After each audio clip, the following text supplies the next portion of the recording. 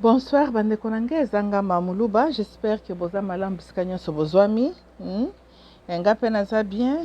Natika kima mikolo ele kamwa mukie. Et puis bon, on est là, on est là. Ah, Lord. Naebi kuna banda wapita. Bon, côté politique ya Congo Zaïre. Biso inspecteur zomona kandenge bino pe bomoni wana. Batu bafandaki na bandako mingi na bakovadizo ekangaki batu na ndako bamiskle makolo kaukaki ekomaki kilo. Alors comme la recommandation du docteur, il fallait qu'il kotambola pona konyolosa makolo. Donc nous avions vu le groupe de gens aller se promener dans des rues là-bas à Kinshasa na cadre ya finalement bapema mpepe ya libanda naturel ou pollué. Et aussi avoir l'exercice na makolo na bango. Ce qui coûte qui march ya objectif moko kyo something est changé. Ok, whatever. Maintenant c'est que c'est bien moi mukie. Bon mon qui bata PPRD en tout cas le ridicule ne tue pas ba français bazan a raison. Bon mon qui batu ya PPRD bazo revendiquer ba droit démocratie baza contre dictatorship. Wow, bisoba noire, bisoba noire, bisoba noire. Bande konanga. Na telemana nuana. Bon, moi, ni ceux qui te telengo superficiellement. Toko sala ba commentaire, bazo bawana, boy.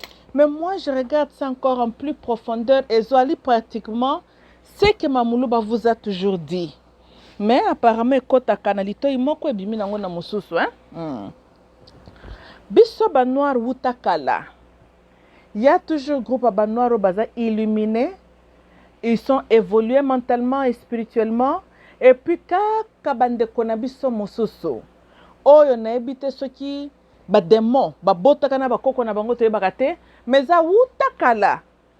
Bande kokomana kaka tozaka na ngambo ya bande ko mosusu, oyo ultimately bako bande ko sympathize avec l'ennemi.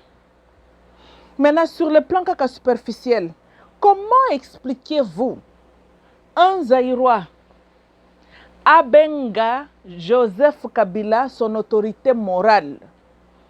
Comment expliquez-vous un Zaïrois ou une Zaïroise peut appartenir à un parti politique soutenu par Kabila et le Robert Rawana?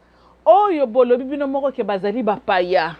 Et puis quel bapaya? Yaras ya basanguinaire. On peut encore aller loin. Que les lots, on va se donner du tort à Laurent. Et à part Laurent, on donnera aussi le tort. Na bateau yo batraiza qui peut Mobutu pour nous faciliter entrer Afdel Nakatia Zaïre. On donnera aussi le tort. Na Mobutu qui était un pion des Occidents. Et il a fait avec son frère Lumumba pour bâtir Panzili Kolote. On peut aussi donner du tort. Na Lumumba akenda qui peut kobele la Russe ou ba Union soviétique ba kwente. Vous voyez qu'est-ce que je suis en train d'établir ici? Que tozalaka toujours na groupe ya ba noir ou bazalako na bengaka les mental slaves, house negroes. Ba noir oyo ceux qui ba pese bifotek na manteka alia. Ye wana ebi même watangu africain zaka mumbwa wana ya États-Unis azalaki soki aza moitin clair, résultat ya viol. Oyo papa na ye ya mundele a violaka maman na ye africaine. Parce qu'il faut dire la vérité. Les noirs américains baboyaka kozonga en Afrique quand on les a donné l'émancipation parce que ici c'est chez eux. États-Unis ezalaka mabela batata na bango, le sang est plus lourd que l'eau. Elle m'a dit bako balingite ba noir na ba noir américain. Noir américain est très conscient. Kazana côté né d'origine africaine. Mais de l'autre côté, bande konangande loko nazoloba, to se trompaka mingi. To zalaka soki mutazoloba langage moko na yo. To aza couleur ya posanzoto na yo, okanisi que c'est ton frère. To lobaka en anglais, maybe your color, but I'm not your kind. Je peux avoir le même couleur que toi, mais nazali type na donc nazali genre na yote. C'est la même, rien n'a changé. Kaka po mutazana lo poso muindo. Kaka po mutazoloba langue lokola yo. He's not your brother. Aza wana po na yo te. Bolandi bande konanga Exactement parce que chromosome dominant, c'est que toi tu vois à l'extérieur, tu négliges de prendre en considération les chromosomes dormants nakati ya mutu wana. Hein? Parce que toza nani mélange ya chromosome ya papa na mamati. Boite ba oyo domina kindo komona azimi sa papa na ye, o kuna azimi suki ya mama na ye, mais muto ya azimi suki ya mama na ye. Est-ce que ça veut dire que les traits ya genre ya suki ya papa neza na kati na ite? Bien sûr que ça na kati na, mais c'est dominant, mais c'est dormant. Lobi akobota mwana même koko na ye, ako bimisa genre ya suki lokola ya papa na ye. Batu bakoloba nini akokani na koko na ye. Pourquoi? Parce que mais mutona po ya bota donc na baboy. Donc un homme masangani na mwasi, mwana bimi azu suki ya mama, hein? Siko poko kwa mutwana ko bimisa suki ya mutwana lobi nini? Ke mwana na kenda ka bali pa mtu mususuti. Ye pe basangisi nzototi. Mais ndenge ndini siko mwana na ko bimisa suki ya koko na ye. Parce que le chromosome ya suki ya couleur ya papa ne super genre ezalaki pe kana kati ya mama, mais c'était dormant. Tu se comprendre, hein? Ah. Bolinga te un jour ko se manifester. Ata na génération bana na ote même na bakoko na yo. Boko ko mona on dirait penza landa koko na ye. C'est la même chose dans le monde pratique. Quand il y a le mélange avec le sang des oppresseurs, avec le sang des corrompus, bolinga te, descendants batuana ne sont jamais fidèles na cause na yo. Surtout biso batu moindo, on dirait analogie nazo peso illustration nazo la kisa, na ebite po nani to comprendre ango te. Nazo lo baningala nazo parler en langue te. Tala Zaïrois, il oublie qu'il était envahi. Il oublie de qu'est-ce qui a fait que Afdal s'est retrouvé dans Zaïre. Et quelles ont été les conséquences. Et le même Zaïrois tourne, Yewana Azoko marché. Parce que il est en train de défendre Kabila. Dans le Bakango, maintes fois, Eza, le Kolandenge Tomona en esclavagisme, le nègre de la maison qui préserve les intérêts, il y a Master Naye. Chez moi, il y avait deux genres d'esclaves. Hein? Aux esclaves, il y a des révolutionnistes à tout moment. Comme il y a Haiti, il y a nani ya naba il mususu, y compris aussi ba Jamaica wana. Ngaku tunamona kondire ba Congolais amayere nde bakendaka nyonso na Haiti, eh? Bato esprit ya révolution, namona ka bangwana nde tu batondi kuna na Port-au-Prince, eh? Po 70% ba esclaves bakendaka na bango na Haiti came from Congo. On dirait bato bitumbande bakendaka kuna po bango pe ba révolutionnaire akosakana te. Bota la histoire ya Haiti. On dirait bato ya banane, ya bibota nde batikela kabiso na Zaïre. Et bato wana nde bakendaka ko embrasser toujours les ennemis à bras ouverts. Donc tous nos guerriers bakendaka nde na Haiti.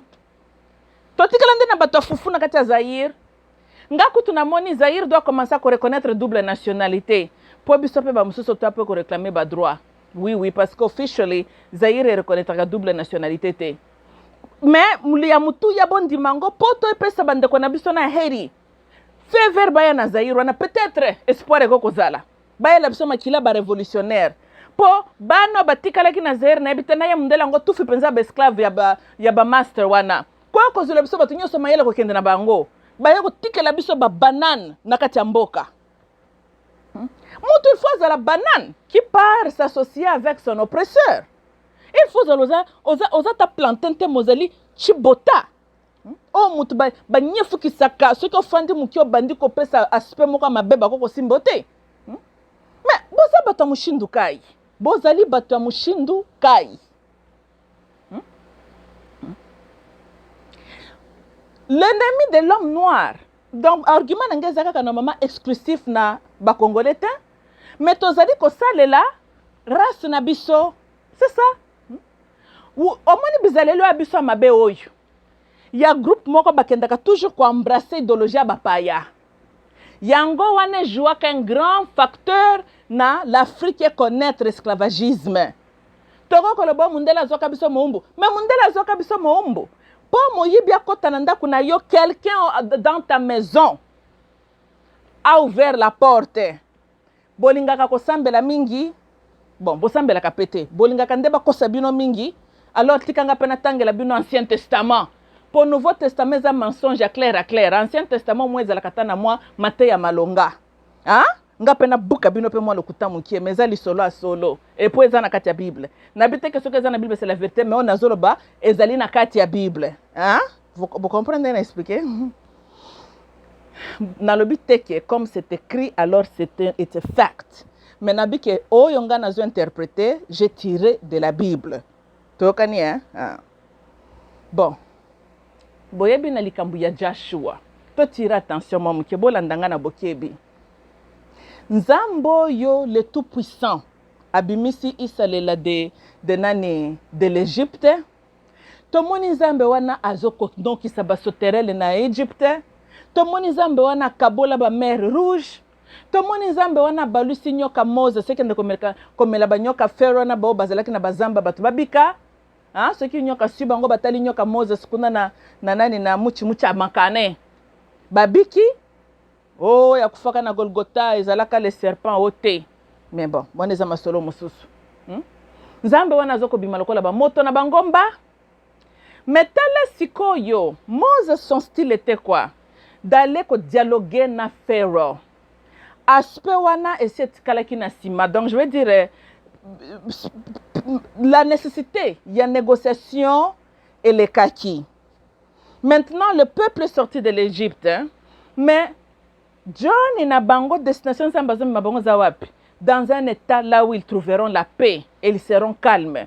Autrement appelé la terre promise. Vous avez une dimension malam. Mais tel Nzambe qui élève Joshua. Mais n'est-ce pas que Aaron était l'approche de Moses qui a aussi bénéficié de comment on appelle tous les bikamousi que Moses a vu? N'est-ce pas que Myriam, la sœur même de Moses, a mon appel Makambounaye? But Dieu ne leur choisit pas. Akekopona Joshua. Maintenant, tout là, c'était quoi le style ou caractéristique à Joshua? Joshua azalaki mutuya bitumba. Dieu a apparu na Moses lokola feu, hein, na bazamba kuna quelque part, kendo ko réclamer kuna bana nangai. Mais na Joshua, c'est le chef de l'armée de l'Éternel qui a apparu na Joshua. Donc ato komo beta masolo nda bitumba sikoy. Vous voyez? Donc there was a long journey. Peuple batambol na journey on Nzambo pendant 40 ans na ba désert, ba moni tout. Ba génération spéciale qui na koleka. But po bakota na terre promise, étape suka meo étape wana ezo senga milimu ya ba dialogue ya Moses c'était. Moses ne servait plus le plan de Dieu na fazo mususu Israël bakokota nango. Bande konanga. Boze la mwa mukie na zozongela bino.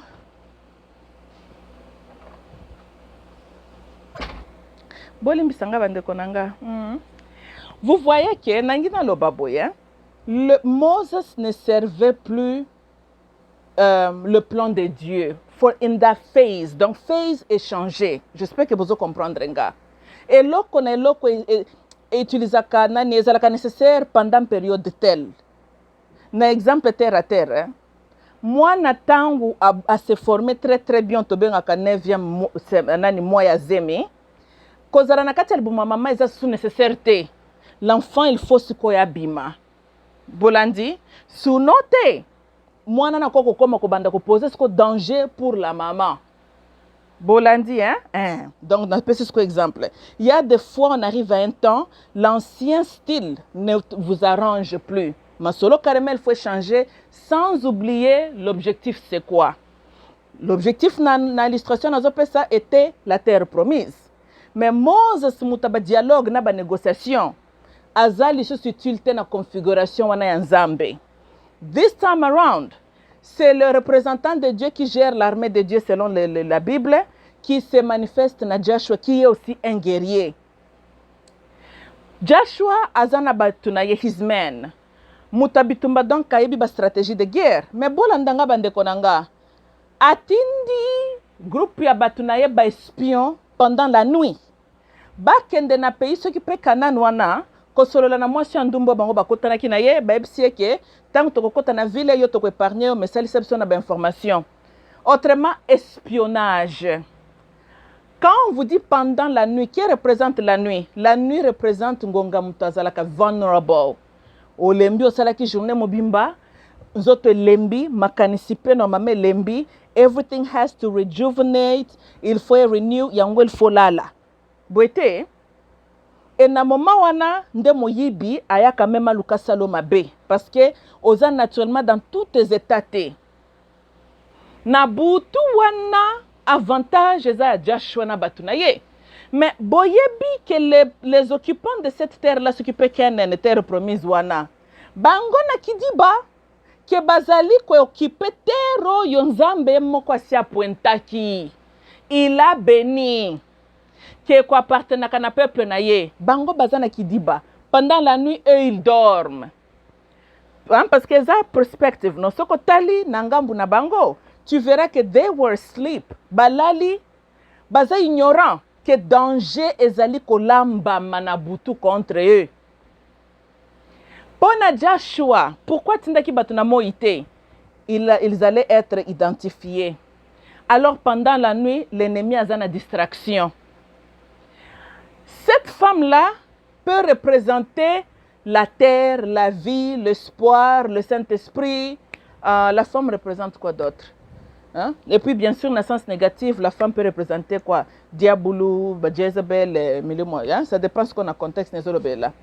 Vous voyez que cette femme, la femme qui représente la vie, une nation, boité, parce que pourquoi bakutana kina mobile mususu te ba pese même proposition?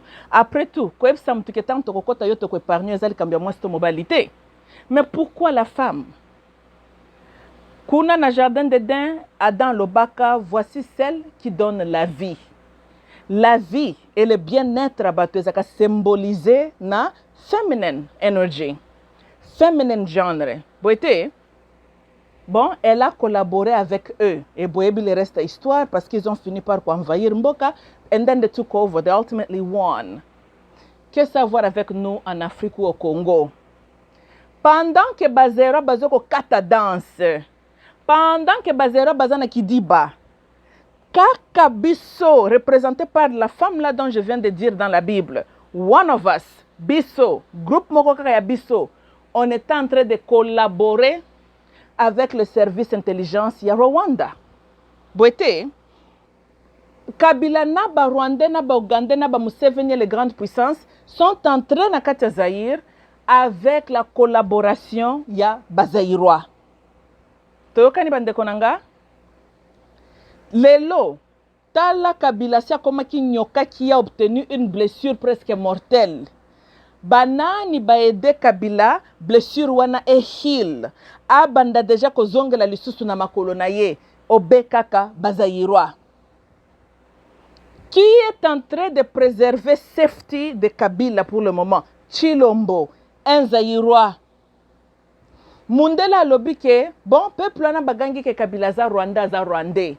Mais mission nabiso pour ce peuple-là est silina noté.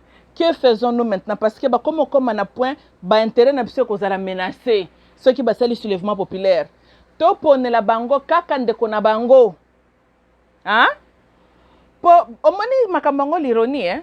Chilombo kuna na Londres akeko reconnaître bana mère na ye s'occuper banya murengo bazalaka kuna spena minembo s'occuper wapi bana mère na ye or biso zaka patriarcat na mundela le kichilombo na mayele mundela tala bino na bango baza patriarcat tika to lukela bango bana père na bango ba ke kozula biso mwana Etienne Tshisekedi père na biso kasi parce que bazoki mwana mère na biso ngai simbate Paul Laurent sang tozo ba kabilo sezande mama ni auta s'occuper wapi boite ba ke kozula biso mwana père na biso pues elle en a effet. Hein? Comme on est de patriarcat, c'est ça de konabiso. Hein? Moi, na père nabiso, bazoko utilisé comme tout bon nègre de la maison qui se respecte, il doit être soumise et submissif. Na master. Ba esclave banda bengane, yes master. Boite, na banza chilombo tanga sola na téléphone na ba Emmanuel alobaka, yes master. Yes sir. Yes master. Ala bimiona na fimbo mbango. Akende ko chikote ba révolutionniste ba nègre ba uti Afrique bazolinga ko sala musala te ba buka ba coton na plantation. Boete, c'est à vous le peuple congolais, ya ko reconnaître nani azali house negro. botia ba émotion buzoba à côté. Quand nous avons une nation à sauver, nako koloba mingi te na esika wana, boza batu oyo aza normal ayokeli ngai. Imaginez ce que Joshua bandaki koyokela batu mao. Bato tala makambo siko na angle ya bato oyo mboko oyo Joshua bango bakendaki ko envahir. Tala pona bango soki bazaki na présence d'esprit. Banga basala ni na Joshua, banga bakata ye mutu. Kozala kana ba traitement donc mutu a trahir mususu eza kutu masolo kutu botia na boloko te. Wana eza masolo fo mutu alala. Mais botala bango siko ya combien des espaces terrestres na mokili oyo. Ponzambe mutasalaki. Mabele ezalaki te na continent d'Amérique. Mabele ezalaki te place msoke bato nani ba occupa ki te nzamba kokai kozwa peuple na wana akatiki bango kuna. Donc veut dire que les occupants de la terre là où Israël bakendaki kokota n'étaient pas conscients que bafandeli mabele béni par Dieu. Ponani parce que nzamba zolo je vous amènerai là où coule le miel et ce qui peut biloko nini kuna na ba ce qui peut miel na ba sucre ce qui peut bakambo. Donc na place il y aura tout. Dans un autre mot, Congolais a botami na mabele tonda richesse tondi nyonso. Congolais azalaka kaka na état de nuit na ye. Congolais tiela batu basi wanoyo ya ba espion o ba collaboraka na ba ennemi autrement appelé le parlement, autrement appelé Chilombo, autrement appelé le Kengo Wadondo, autrement appelé Jean-Pierre Bemba, autrement appelé donc tous les traîtres que vous connaissez, les Martin Fayoulou, autrement appelé Étienne Tshisekedi, donc tout bon traître qui a trahi le peuple congolais. Comme cette femme-là. Butu bino na kidiba, bango basolaka na benemi. O bazoko betela bino projet mabe. Lokola bozape bato kidiba. Bo perdaka pe bataille wana lokola, batona ba perdaka na Bible. Si bolinga ka Bible, ya wana pesi bino pe illustration ya Bible. Boite. Po mutu moko atindela kinga message sana atindele audio na salaki asuka. Oh, je suis très déçu. Je ne savais pas que tu peux parler comme ça. Comment tu peux parler comme ça contre Jésus-Christ qui est mon maître? Ah, Nelson Alobi, otalinga malam. Yo mona kangana zaka esclave mental. Ba yebisa okengana zaka descendante ya esclave moko quelque part kuna na bakwa sumba. I am a free-minded, independent thinker woman. Et je n'ai aucune intention.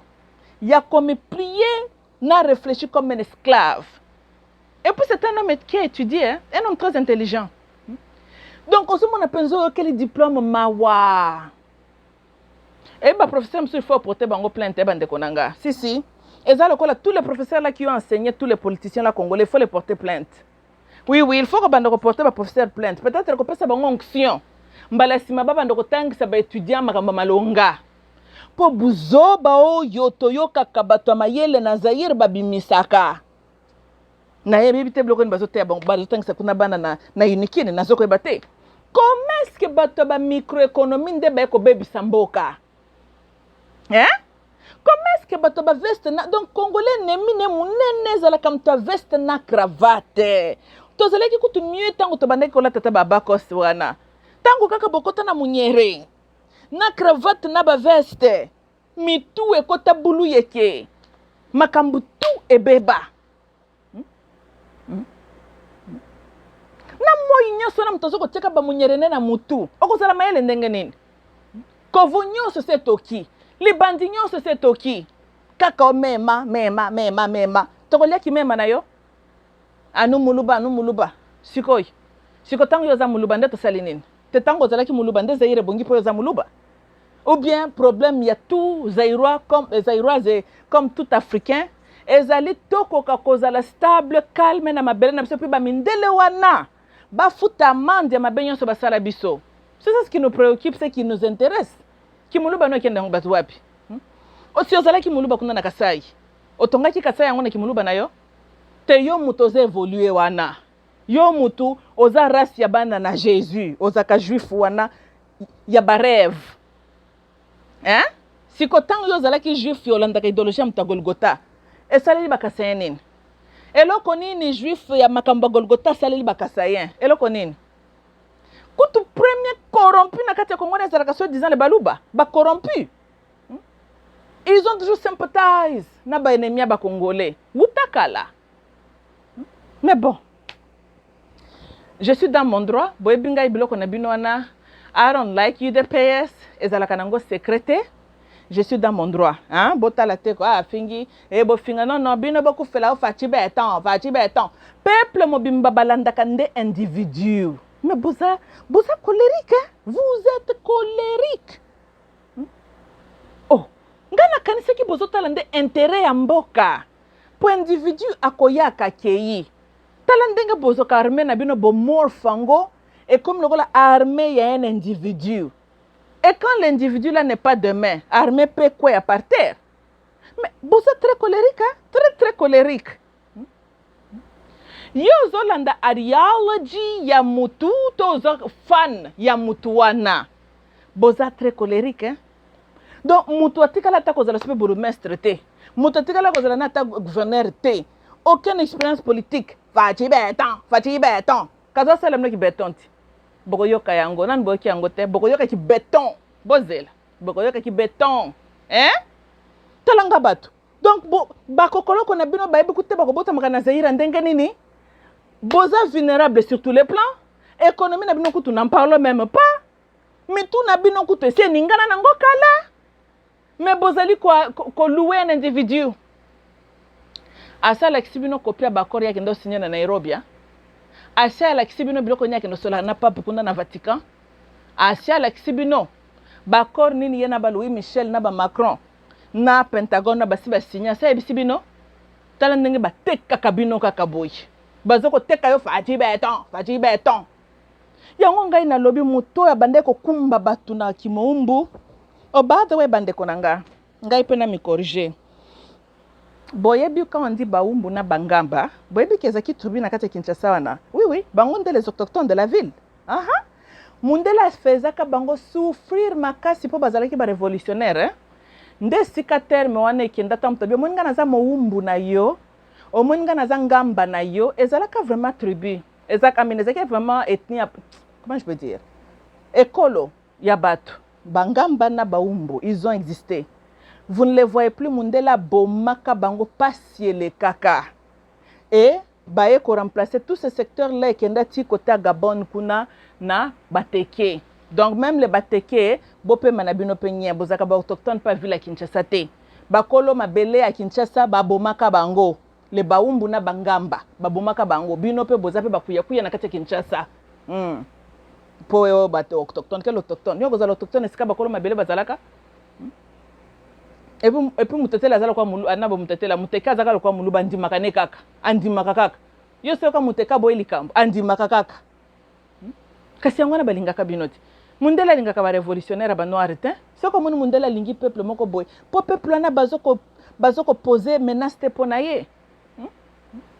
C'est ça l'histoire aussi bande konanga que y a eu des peuples ngamba na baumbu na qui étaient les autochtones, il y a ce que vous appelez aujourd'hui le plateau de Bateke.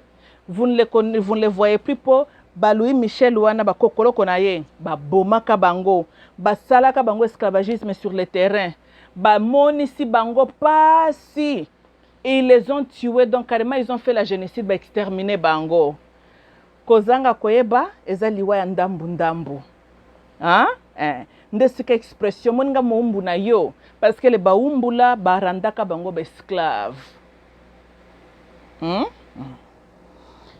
Ok, bande konanga zakinga mamulu ba je m'arrête là. Bazo babo me kokomelanga te hein. Bozala ka boy.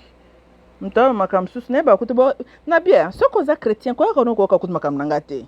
Soko za démocrate za mtafati beton ko ka no kutuma kamnanga ite. Soko za ki buzo ba no botama nango ko yo ka no ba audio nanga ite. Hein? Patum supona bonga te ba fanda kimia. Siko d'après yo tant yo ko landa mamuluba. Tu t'attends mamuluba te yo nini?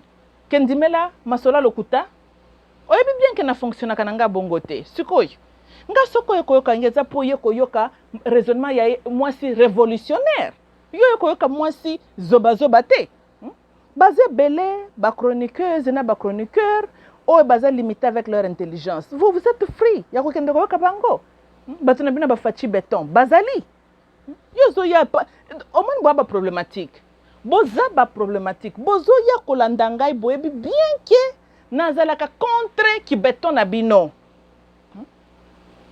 Eza fachi bidon to fachi béton. Hein? peuple mobimba ozomona penza mutu tala français mobimba na munoko. Est-ce que tu n'as pas cause la président penza Zaïro même ton esprit a bien même en États-Unis ba critères quand même ezali élevés. Même en Europe kuna nani yango bomona na profil na Chilombo comme président. Donc pourquoi bino moko boza batu moko bondimaka ba kitisaka bino et puis demain vous allez vous lamenter. Ah, batieli bisa Kabila, batieli bisa Laurent. Banan bembelaka Laurent Kaza Moses. Banan babetela ke maboko. Tango bino boza benga fachi béton. Mutu kuta donc université kutu toyebité. Expérience politique kutu toyebité. Mais yo mutu kuto zana ba expérience belé, eza lokola ba tentona to mona ka bakenda ko s'incliner devant Kabila. Donc on pensa Zaïro atanga za mutu, awakendo s'incliner devant un bâtard moko ramassé dans la brousse quelque part et qui est seulement apparu dans notre pays. Et un Zaïrois se soumet devant Mutandenge wana. Yanga lobe en tout cas qui mombo abamindele zaki malamu te. Batu fala ki base doit bazu batiki. Chilombo elwa okoko sala lokolo yokomi mikolo mutaba loi na ba droit d'état de droit. Longola makamuna double nationalité, tozana besoin ba haïtien ba na Zaïre. Tozana besoin na bango. Ba memele na ki voodoo, na ki bundoki, na milimo ba révolutionnaire, tozana besoin na bango. Podo to tikala ki na bango tala. Ba meme. Change la loi la bande ko na besoin na heri baya. We need them. Okay guys, I love you all. Eh?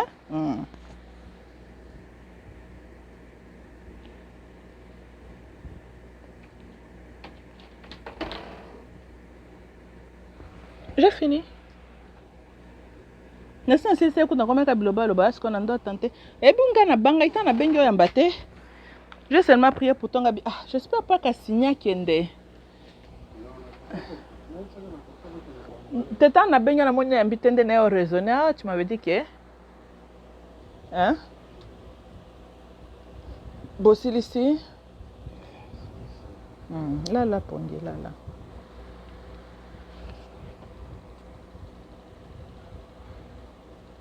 Vous rentrez demain la nuit alors.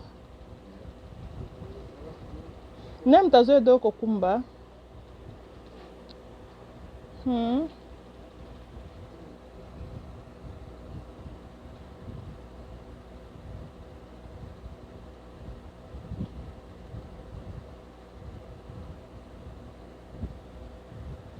Elle bien moutoute.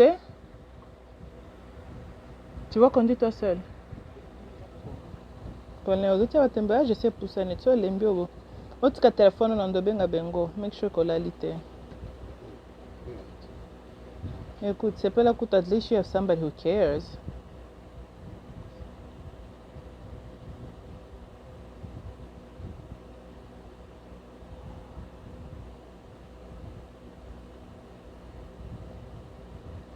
Ma casa, elle est qui m'aime.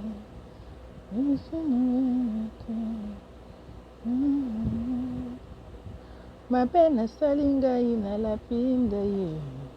Nakozongela lisusu te ya mo Chandra.